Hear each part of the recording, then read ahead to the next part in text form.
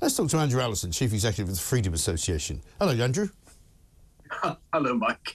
I'm surprised Justin Welby doesn't have a show for us. That's what I call divine intervention. You know, he goes banging on in the old House of Lords about how the moral imperative is with him and we shouldn't be doing horrible things to these migrants when he's busy speeding along the embankment. Well, you know, you should live by what you say, you know.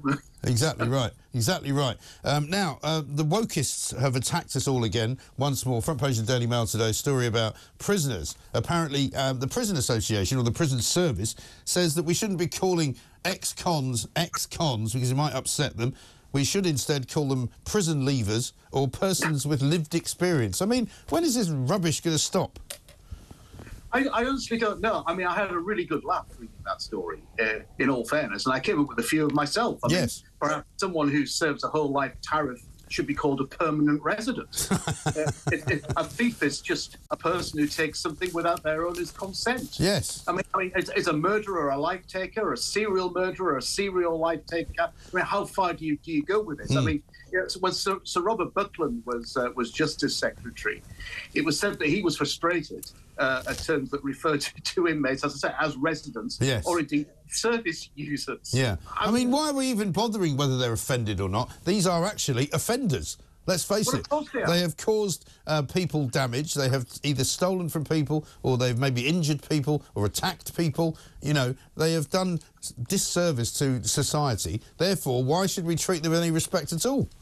Well, we shouldn't. But I think what's more worrying is you've got civil servants in Whitehall who get around the table and discuss these things. And they actually all agree, yeah, this is a good idea. Why don't we call them someone with a lived experience rather than a former prisoner or an ex-con? And these people are working on our dime. I mean, these people are well paid at taxpayers' expense, coming up with this utter nonsense. I mean, do they not have anything better to do? Well, you would think they might have something better to do, i.e. keep prisoners in for longer, build more prisons, make it possible for people to be sent to prison quicker, rather than waiting until they've committed about 35 crimes before going inside. Well, indeed. And that's what the public wants. Although I do sort of take the point when people say with what is referred to as low-level crime, whatever that means. The people who are not guilty... Well, that would be like the likes of Archbishop Wokery, wouldn't it? Low-level crime. But people like that probably could be put to work and doing some sort of community service, about 40 hours a week for a few months, and put something back in the community. But you know, with serious offenders, of course they should be in prison. And the problem is, if you sentence to 10 years, if with good behaviour, you tend to be out in 5, or maybe even less than that. So this whole idea of a life sentence is nonsense as well, because it's not a life sentence. You might serve about 20 years. Yeah. You're in your 20s, you're out in your 40s. That's not a life sentence. It's different to a whole life tariff, of course, for the most serious offenders. But you know, the whole criminal justice system in this country is not really fit for purpose. It really isn't. And in fact, maybe we should rename the justice system rather than calling it that. We could call it something else, like the not fit for justice system or something like that. But I mean, the worry about all this wokery and the way that they change the language is that they make it inadequate. They make it inaccurate. They mean that you don't say words and use them as they should be used. Instead, you come up with this sort of vague nonsense like, you know, prison leavers. I mean, that doesn't even sound like somebody's actually spent any time there.